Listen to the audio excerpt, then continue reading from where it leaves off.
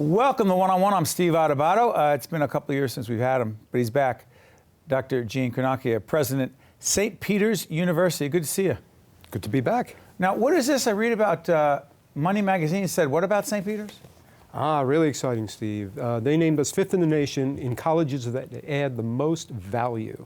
And that's based on predicted graduation rates, money earned after graduation, and net tuition cost.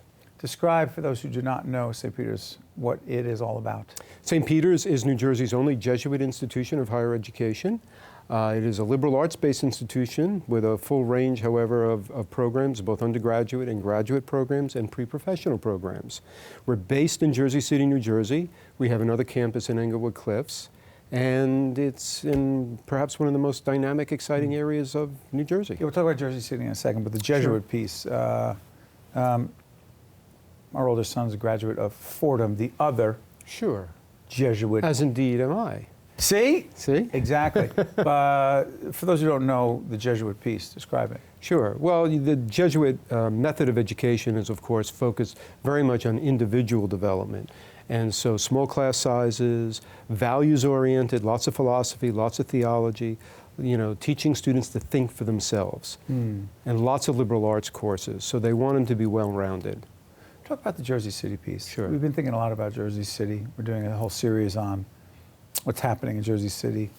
Mayor Steve Phillip keeps telling us there's a lot going on there. He was having an argument with the mayor of Newark, Ras Baraka. I think it was a friendly argument that Jersey City is going to be the biggest, most populated city in the state of New Jersey soon. The connection between St. Peter's and Jersey City. We're like this. In fact, Mayor Phillip is a great ally of the university in our growth and development plans. But I think what's really important is that Jersey City is a growing city, known for a range of businesses moving into the city, but particularly the financial sector. Why? Because it's right across from Manhattan. It's lower cost. The Wall Street piece? Yeah, Wall Street, yeah. So, for us, everywhere we look around the university now, there's development booming everywhere, from Journal Square, soon to be our own McGinley Square, but even all around on Bergen Avenue surrounding us. It's just, there isn't a square inch that isn't being built on. And Gene, the business school, that part of it for you? Sure. Connection? Yeah, we built a new state-of-the-art business facility, which includes a trading room floor, simulated trading room floor, Bloomberg terminals. So when our students graduate, they're going to have all the business intelligence tools they need to walk right into those companies, either downtown Jersey City or in Manhattan, and take jobs on Wall Street. So, location matters a lot. It does. And the students that you are attracting, describe them. Well, we are attracting a very diverse student population, which is something we pride ourselves on. St. Peter's has always had a history of serving first-generation students, but those first-generation students today are different than they were in the past. They're not from Western Europe for the most part. They come from South America, Latin America, Africa, Asia, all around the world today. And so we are preparing the next generation of leaders who will actually look like the society in which they live. When you talk about the Jesuit piece, you talk about service to the community. The campus kitchen. Oh, what an awesome project, and started by students, run by students. So the Campus Kitchen program is run out of Campus Ministries. And what they do is they capture food that's not going to be served from restaurants or cafeterias. They repackage them. And they've all been trained in food handling safety and all that. And then they deliver those meals, 10,000 in their first year last year, to hungry people throughout Jersey City and Hudson County. Who are the young people who sign up to be a part of it? How do you get them? They volunteer. The notices go up and students sign up. And it's amazing. I was sharing earlier today a story. Students go out 1 o'clock in the morning to Journal Square and serve hot meals to homeless people out there. What does it tell you, Gene? You and I have been talking about leadership and talking about service for a long time. What does it tell you about these younger people, these so-called millennials, who a lot of folks think they only care about their iPhone technology, not connected to the world and don't care? What does it tell you? We hear a lot about that. It's not what our students are about. Our students care about others, each other, but also the larger community. And I think that's the uniqueness of a Jesuit community. That's what's encouraged. That's what we try to inculcate in our students. You've got to give back.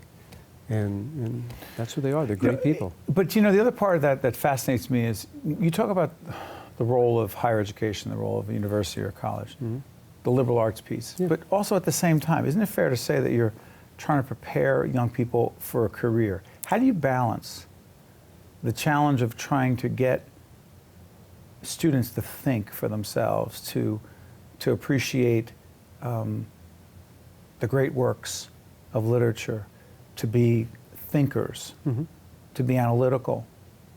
But at the same time, you're preparing them for very practical careers. Sure. Well, the foundation that they get in the liberal arts, whether it's art history, or whether it's classical languages, philosophy, all of that creates the foundation that sharpens the way people think, that forces them to see things in a different way, so that when they go out into the real world, in the business environment, for example, no matter who they meet, they can connect to those people. They learn cultural competency as a result of that as well. These are skills in the workplace? These are skills that you need in the workplace. If you're going to be an effective business manager, you have to be able to work in teams, but you also have to be able to lead teams, and therefore you have to know, all about the different cultures and behaviors. Which leads to this question. You and I have also talked. I'm actually going to go up and speak at the Guarini Institute. I'm going to ask you about leadership in a second, but real quick, tell everyone what the Guarini Institute is, named after the great Congressman Frank J. Guarini, nonpartisan institute dedicated to exposing young people and the larger community to public policy issues. And so we bring in some great people to stimulate conversation, like yourself and others. Yeah, full disclosure, but I also want to clarify I'm not being paid for that. Did you know that? You're not being paid for that, right? Yeah, we don't pay. You told them, make sure you don't pay out of bottle. I just want to clarify that. The other thing is this. Since you talked about leadership, I have to do this. As a president, right, university, someone in higher ed, number one leadership challenge you continue to face is? Don't say raising money, because that's mine too, so go ahead. Well, that is, but I think the number one leadership challenge today is really dealing with the public's perception of higher education, and that we're not a good value. It's not worth it. It's not a worth good deal? the investment. Not a good deal. That's really tough to change people's attitudes, because it's been driven home in their minds by the media and by others, particularly elected officials. And it's very hard to counter that argument. Have my kid go out there and make money right away. They want don't buy it. instant gratification. It's not true. Yeah. Long term, that's not true. Yeah. Over their lifetime, it will make all the difference in the world to them to get a higher education degree. Even bottom line. No question. Money-wise. Bottom line. Bottom line, money. Money, but there's more to it than money. But at the same time, it's a life worth living. That's why it's a Jesuit school. Yep. Thinking of the big picture. Dr. Eugene Cornacchia, President, St. Peter's University. Thank you. Gene, always good to see you, my friend. Stay Good right to see you there. too, Steve. We'll be right back, right after this. One-on-One with Steve Adubato has been a production of the CAUCUS Educational Corporation, celebrating over 25 years of broadcast excellence. Funding for this edition of One-on-One with Steve Adubato has been provided by Investors Bank, New Jersey Resources, Sovereign Health System, Oscar Health Insurance, NJM, ADP, and by the FIDELCO Group. Transportation provided by Airbrook Limousine, serving the metropolitan New York, New Jersey area.